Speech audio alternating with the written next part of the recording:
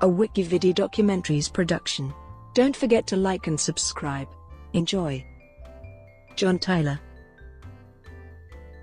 John Tyler was the 10th President of the United States, serving from 1841 to 1845 after briefly being the 10th Vice President. He was elected to the latter office on the 1840 Whig ticket with President William Henry Harrison. Tyler ascended to the presidency after Harrison's death in April 1841, only a month after the start of the new administration. He was a supporter of states' rights, and as president he adopted nationalist policies only when they did not infringe on the powers of the states. His unexpected rise to the presidency, with the resulting threat to the presidential ambitions of Henry Clay and other politicians, left him estranged from both major political parties. Tyler, born to a prominent Virginia family, became a national figure at a time of political upheaval. In the 1820s, the nation's only political party, the Democratic Republicans, split into factions. He was initially a Democrat, but opposed Andrew Jackson during the Nullification Crisis, seeing his actions as infringing upon states' rights, and criticized his expansion of executive power during the Bank War. This led him to ally with the Whig Party. Tyler served as a Virginia state legislator, governor, U.S. representative, and U.S. senator. He was put on the 1840 presidential ticket to attract states' rights Southerners to a Whig coalition to defeat Martin Van Buren's re-election bid. With the death of President Harrison, Tyler became the first vice president to succeed to the presidency without election. After Harrison's one-month term, Tyler served longer than any president in U.S. history not elected to the office. To forestall constitutional uncertainty, Tyler immediately took the oath of office, moved into the White House, and assumed full presidential powers, a precedent that governed future successions and was codified in the 25th Amendment. A strict constructionist, Tyler found much of the Whig platform unconstitutional, and vetoed several of his party's bills. Believing that the president should set policy rather than Congress, he sought to bypass the Whig establishment, most notably Kentucky Senator Henry Clay. Most of Tyler's cabinet resigned soon into his term, and the Whigs, dubbing him his accidency, expelled him from the party. Tyler was the first president to see his veto of legislation overridden by Congress, although he faced a stalemate on domestic policy. He had several foreign policy achievements, including the Webster-Ashburton Treaty with Britain, and the Treaty of Wanghia with Qing China. The Republic of Texas separated from Mexico in 1836. Tyler, a firm believer in manifest destiny, saw its annexation as providing an economic advantage to the United States, and worked diligently to make it happen. He initially sought election to a full term as president, but after failing to gain the support of either Whigs or Democrats, he withdrew in support of Democrat James K. Polk, who favored annexation. Polk won the election, and Tyler signed a bill to annex Texas 3 days before leaving office. Under Polk, the process was completed. After the American Civil War began in 1861, Tyler won election to the Confederate House of Representatives shortly before his death. Although some have praised Tyler's political resolve, his presidency is generally held in low regard by historians. He is considered an obscure president, with little presence in American cultural memory. Early life and legal career. John Tyler was born on March 29, 1790.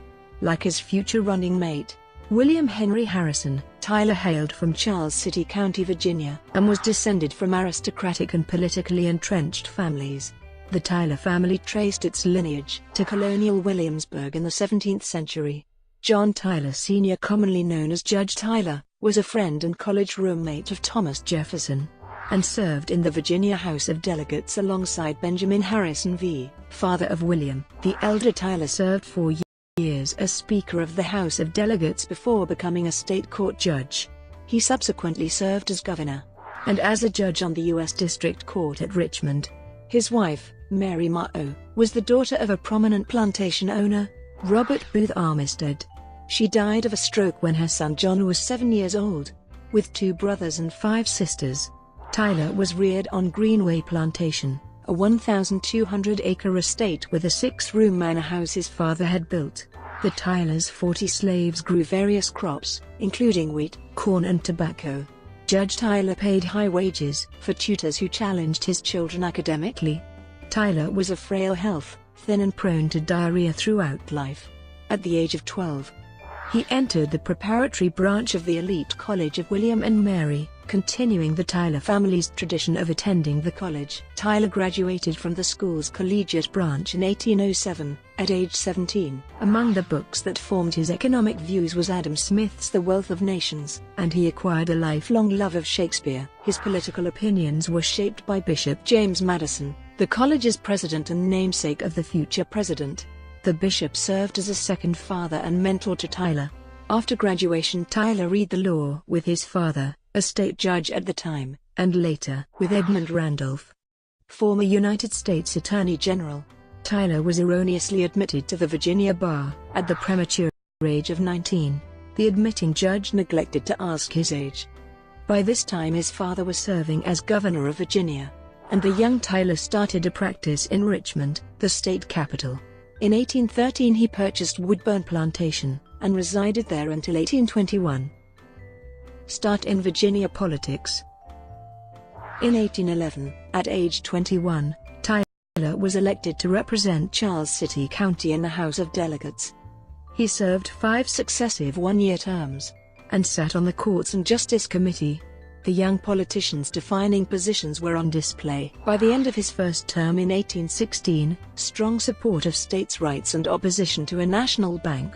He joined fellow legislator Benjamin W. Lee in supporting the censure of U.S. Senators William Branch Giles and Richard Brent of Virginia, who had, against the Virginia legislature's instructions, voted for the recharter of the First Bank of the United States. War of 1812. Tyler, like most Americans of his day, was anti-British, and at the onset of the War of 1812 he urged support for military action in a speech to the House of Delegates. After the British capture of Hampton, Virginia in the summer of 1813, Tyler eagerly organized a militia company, the Charles City Rifles, to defend Richmond, which he commanded with the rank of captain. No attack came, and he dissolved the company 2 months later. For his military service, Tyler received a land grant near what later became Sioux City, Iowa. Tyler's father died in 1813, and Tyler inherited 13 slaves along with his father's plantation. In 1816, he resigned his legislative seat to serve on the Governor's Council of State, a group of 8 advisors elected by the General Assembly. U.S. House of Representatives. The death of U.S. Representative John Clopton in September 1816 created a vacancy in Virginia's 23rd Congressional District. Tyler sought the seat, as did his friend and political ally Andrew Stevenson. Since the two men were politically alike, the race was, for the most part, a popularity contest. Tyler's political connections and campaigning skills narrowly won him the election. He was sworn into the 14th Congress on December 17, 1816, to serve as a Democratic-Republican, the major political party in the era of good feelings. While the Democratic Republicans had supported states' rights, in the wake of the War of 1812 many members urged a stronger central government. A majority in Congress wanted to see the federal government help to fund internal improvements such as ports and roadways. Tyler held fast to his strict constructionist beliefs, rejecting such proposals on both constitutional and personal grounds. He believed each state should construct necessary projects within its borders using locally generated funds. Virginia was not in so poor a condition as to require a charitable donation from Congress, he contended. He was chosen to participate in an audit of the Second Bank of the United States in 1818 as part of a 5-man committee, and was appalled by corruption he perceived within the bank. He argued for the revocation of the bank charter, although Congress rejected any such proposal. His first clash with General Andrew Jackson followed Jackson's 1818 invasion of Florida during the First Seminole War. While praising Jackson's character, Tyler condemned him as overzealous for the execution of 2 British subjects. Tyler was elected for a full term without opposition in early 1819. The major issue of the 16th Congress was whether Missouri should be admitted to the Union, and whether slavery would be permitted in the new state. Acknowledging the ills of slavery, he hoped that by letting it expand, there would be fewer slaves in the East as slave and master journeyed west, making it feasible to consider abolishing the institution in Virginia. Thus, slavery would be abolished through the action of individual states as the practice became rare, as had been done in some northern states. Tyler believed that Congress did not have the power to regulate slavery and that admitting states based on whether they were slave or free was a recipe for sectional conflict. Therefore, the Missouri Compromise was enacted without Tyler's support. It admitted Missouri as a slave state and Maine as a free one, and it also forbade slavery in states formed from the northern part of the territories. Throughout his time in Congress, he voted against bills which would restrict slavery in the territories. Tyler declined to seek renomination in late 1820, citing ill health. He privately acknowledged his dissatisfaction with the position, as his opposing votes were largely symbolic and did little to change the political culture in Washington. He also observed that funding his children's education would be difficult on a congressman's low salary. He left office on March 3, 1821, endorsing his former opponent Stevenson for the seat, and returned to private law practice full-time. Return to state politics.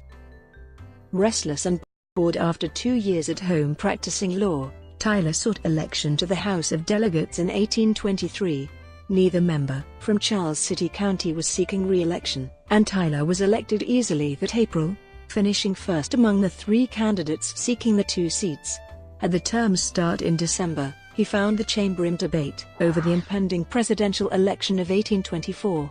The Congressional Nominating Caucus, an early system for choosing presidential candidates, was still used despite its growing unpopularity.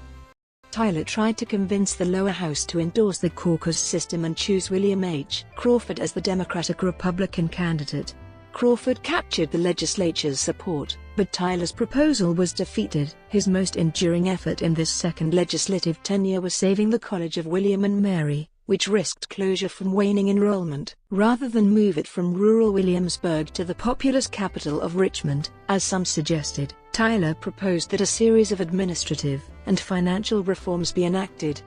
These were passed into law and were successful. By 1840 the school achieved its highest ever enrollment. Tyler's political fortunes were growing.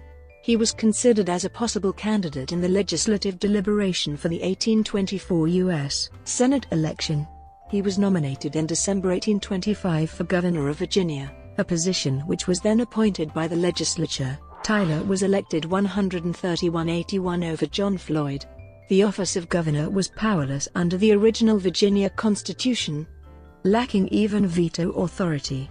Tyler enjoyed a prominent oratorical platform, but could do little to influence the legislature. His most visible act as governor was delivering the funeral address for former President Jefferson, a Virginian, who had died on July 4, 1826. Tyler was deeply devoted to Jefferson, and his eloquent eulogy was well received. Tyler's governorship was otherwise uneventful. He promoted states' rights and adamantly opposed any concentration of federal power. In order to thwart federal infrastructure proposals, he suggested Virginia actively expand its own road system. A proposal was made to expand the state's poorly funded public school system, but no significant action was taken. Tyler was re-elected unanimously to a second one-year term in December 1826. In 1829, Tyler was elected as a delegate to the Virginia Constitutional Convention of 1829-1830, from the Senate district that included Chief Justice John Marshall. He was appointed to the Committee on the Legislature. His service in various capacities at a state level included as president of the Virginia Colonization Society, and as rector and chancellor of the College of William and Mary. Brought to you by WikiVidi Documentaries. Would you like to know more?